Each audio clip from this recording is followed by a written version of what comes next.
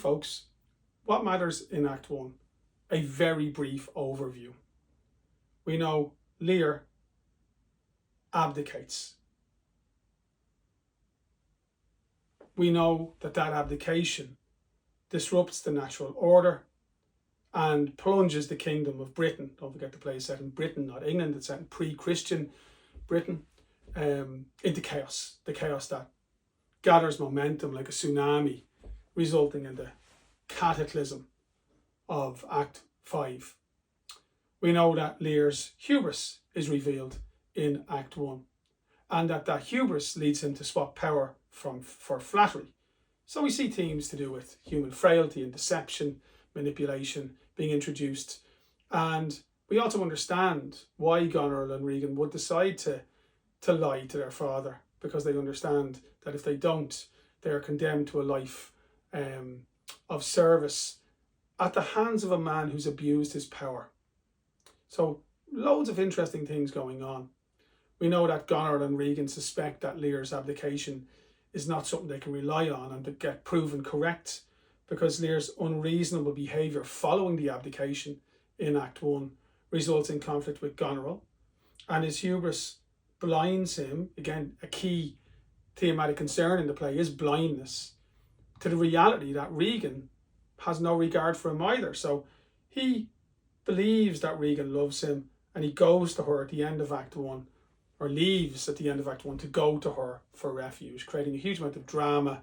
We see foreshadowing, we see anticipation, and we understand that builds up to the climax scene of the play, which is Act 2, Scene 4.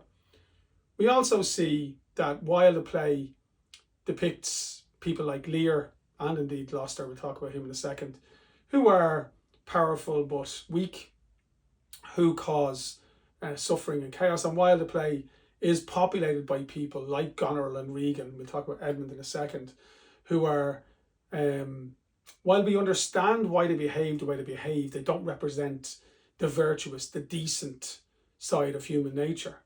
But there are, from the very beginning of the play, sources of light, sources of hope. And from the very beginning of the play, the Fool and Kent represent our capacity for steadfast loyalty. Very, very, very important characters.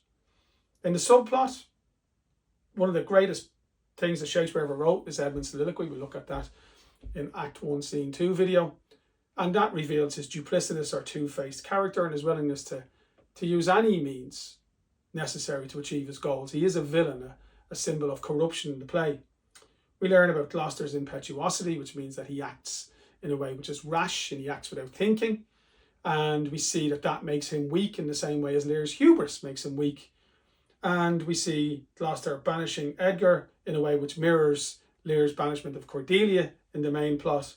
And we see that Edgar appears at the start of the play to just be weak. A dupe is somebody who is the victim of a scam, of a hoax, somebody who's not strong enough or intelligent enough to identify when they're being told the truth. And Edgar is really, really a fascinating character in the play, and who goes through a similar transformation to Lear in terms of our perception of him. And we know that by the end of Act 1, Edmund puts himself in a position to replace his brother as his father's heir. That actually happens at the beginning of Act 2, but the process for that to happen begins in Act 1.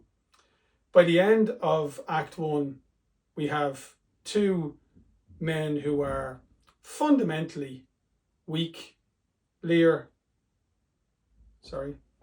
and Gloucester, but who are also powerful. And we see the depiction of those two men, one an arrogant bully, the other a superstitious dupe. And we see the impact that their folly or their foolish behaviour has on their loving children. And we see how both of those men transfer power to children who actually don't love them at all.